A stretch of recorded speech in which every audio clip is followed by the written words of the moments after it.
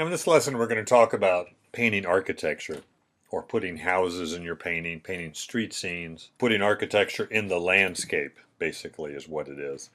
Although my subject is going to be more of the house itself, more like this painting here, less landscape.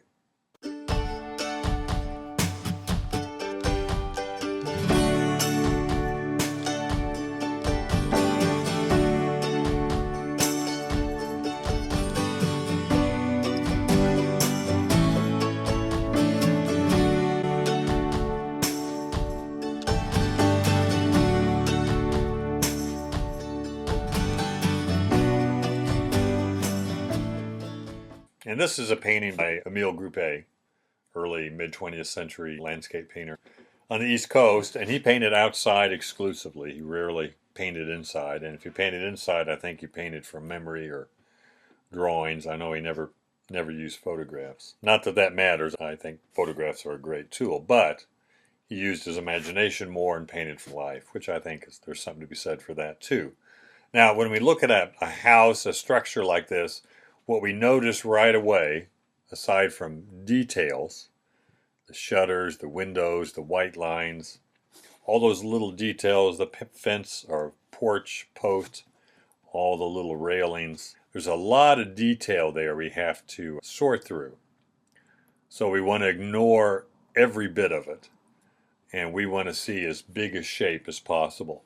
And we always talk a lot about mass, want to mass in big shapes and use as little line as possible. And what I mean by that is, in a basic landscape here, I can use some lines to start the masses. In other words, I can use a line here to separate mountains from sky, and I'm just separating the plains, separating the hill from the bigger mountains, and then a simple line to separate the upright trees from a flat plane, so that I have my sky plane slanted, slightly slanted, not too much, and then my flat planes and my vertical planes.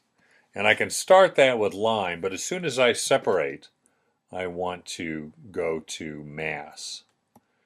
In other words, I want to see these trees as a dark mass compared to the background trees. These trees way back in here is a darker blue-green mass compared to the mountain or the trees in front. So as soon as we can, we want to go to mass because it simplifies. And I think we've learned to ignore for a long time in the painting, trunks, branches, little tiny leaves.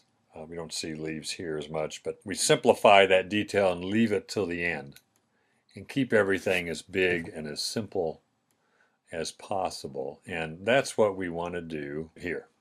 So when I look at this painting, but if I look at it as a photograph, or if I'm outside painting, I don't want to follow an outline here. Because the minute I do that, if I put a line down here, I have nothing to compare it to. And I don't know if it's the right angle, if it's too high, too low, because I don't have anything to compare it to. So if I start with this, just a square and use a little bit of line, I'm going to go to the edge of the house and go up to the highest point. I'm going to ignore the chimney. And there's my square. I don't have to have perspective lines, but this is a square. I can see how much space is left in the sky, how much space here between the edge of the house and the edge of the canvas. And, I'm talking about looking at a photograph or outside and deciding how big you want the house to be. But that gives me the shape, the proportion in the largest shape possible, and that's what we want to work with. So that if I start with that, and just basic shape, just like we look for basic value, then I know I want to break up this big square into maybe two squares, so that I'm having a line there, so I got a rectangle here. Then I want to break that rectangle up into shapes. They got a triangle here, and a triangle here, where the point doesn't meet on the edge of the square. The point meets kind of in here. And that sets up my drawing a little bit more. Then all I have to do is look at lines. The lines on the house, slanted that way, slanted this way. And all I want to do is look for slant. I know that if I'm at eye level, if I'm standing right here, this is me, head and shoulders, looking, eye level is right here. everything above eye level as it goes away from me, and this side of the house is going away from me, these lines are going to angle down. So from this point they go down. From this point they go down even more severe angle. Now this is head on, so it's going to be straight. But with a photograph, what I want to look at is shape. And I'll get the shapes in there like I just did. And then for the angled lines, I will eye it.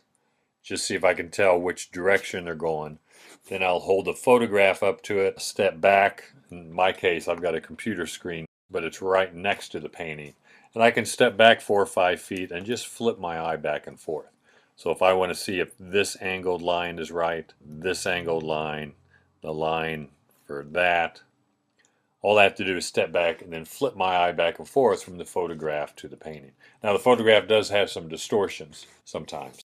You have to allow for distortions, but I know everything above eye level as it goes away from me is going to angle down. Everything below eye level will angle up, which means that if this house was sitting way down here, then the line would angle up this way instead of down. And that's I'll talk about it with these others as well, but that's the kind of the basic 1 and 2 point perspective.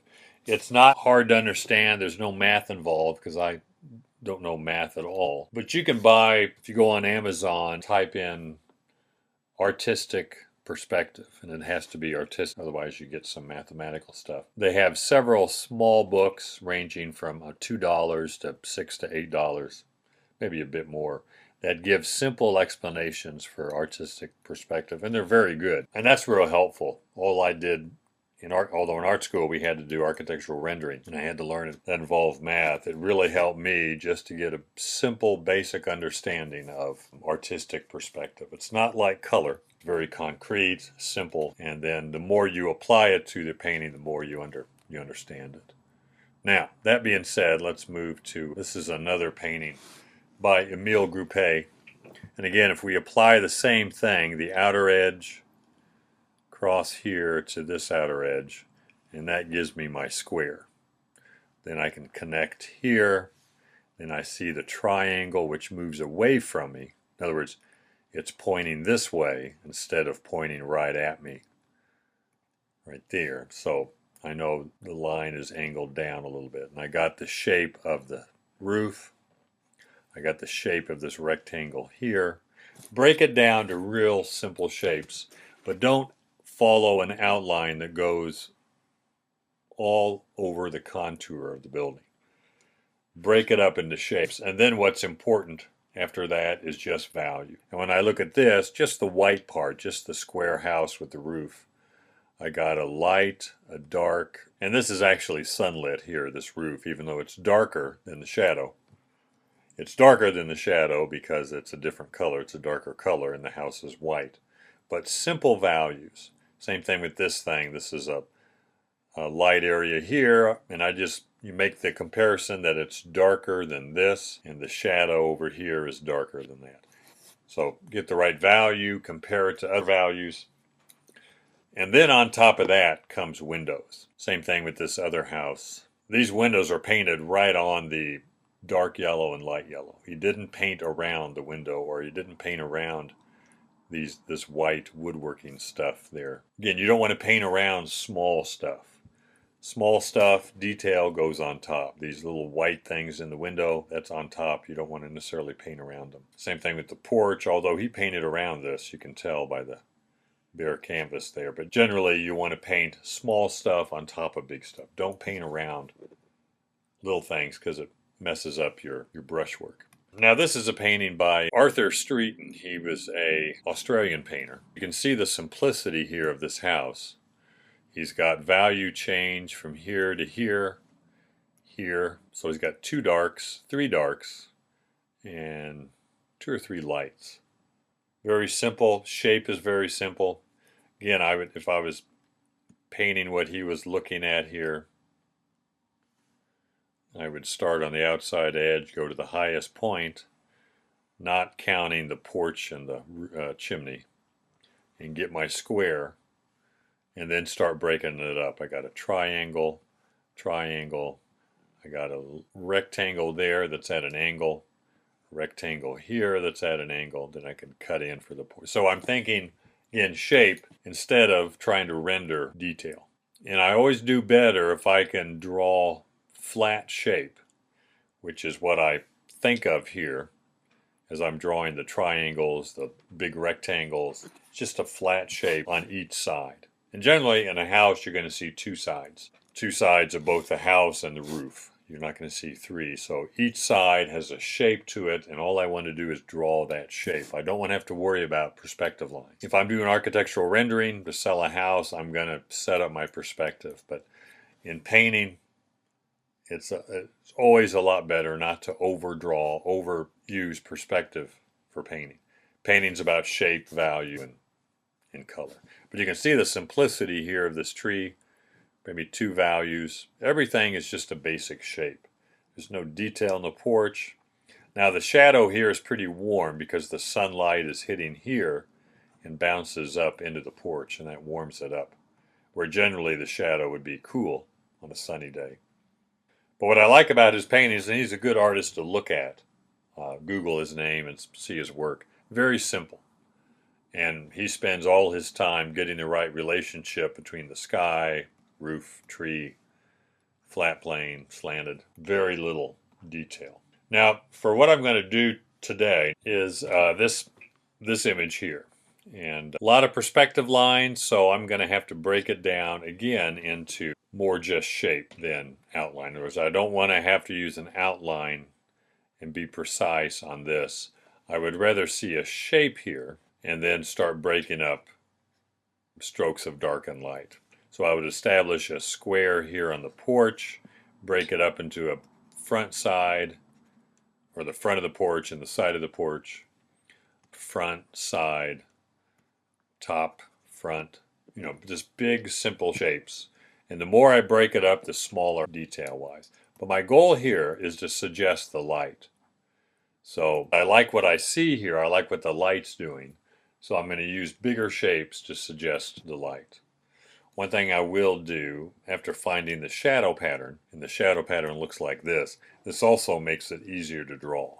Because again, I've got a square shape here and I've got a definite, of course I'd start square and then start to break it up, but I've got shapes here. If I can just get those shapes down as a silhouette, that takes care of perspective lines. I'm not tied to this idea of having to draw perspective. But I've got simple shapes of light and dark here. And if I can draw this on my canvas lightly, a little bit of line, but fill in these dark shapes, using some line as well, it's going to go a lot faster and make it a lot easier. Because again, I'm seeing shape instead of outline. And that's the key. Same thing with the porch, like on these railings here. I don't want to outline them and fill it in. I could either block it in all shadow and then chop in a few lights, or block it in all light and chop in a few dark shapes. So again, shape instead of outline, big mass instead of detail. And there's a lot of things I would eliminate. I'd eliminate the two statue guys here. No interest in them. Probably the house back in here. And just simplify these shapes. I would want to make a shape here, these trees, that looks more interesting maybe in the photograph. And maybe layer-wise, so that I have foreground house, the middle ground trees here. And I would get rid of these trees. They're just poking in from out of nowhere. Then I might have background hill just to give one more layer of depth. Or I could lower it or raise it or whatever. So very, very, very simple. And my goal will not be to match the color. I really don't care about the color of the house.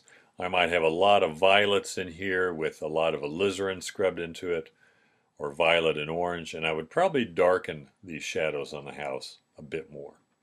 I think the camera picked up in the light areas and got too light, and went a little too light in the shadows as well, with the exception of in here. Those are real dark. But the cameras are usually off value-wise, so we want to be able to correct that. If I look at this one, if I want to and you can again do this on a sketchbook, computer, But this is the area that interests me, and even this is a bit more than what interests me is kind of this area right in here. The different colors of the trees, the contrast, some of the house, some of the lighter values here that wind your eye around. And I wouldn't hesitate to take this brighter yellow and pull it this way, and maybe a spot of it back in there, or pick up some of this light red, make it a touch lighter, and put a stroke or two of it down there. This is spring, so we can put color anywhere we want. Value-wise, I want to make sure those changes fit into the planes, the correct value for the planes. So crop first, but even still, again, I've got a square shape here and a long rectangle. And then I got the shape of the shadow. House is a little easier there, but what I'm not interested in is the boards. But you see some tighter paintings where the detail is really emphasized. Approach is totally different, and the focus there is the detail. It is to represent the photograph as close as possible. And, they're done real well. I'm more interested in suggesting the sunlight and using strong brushwork to make it look like a painting. But all the windows here would be painted on top of the lighter and darker value, the light and shadow.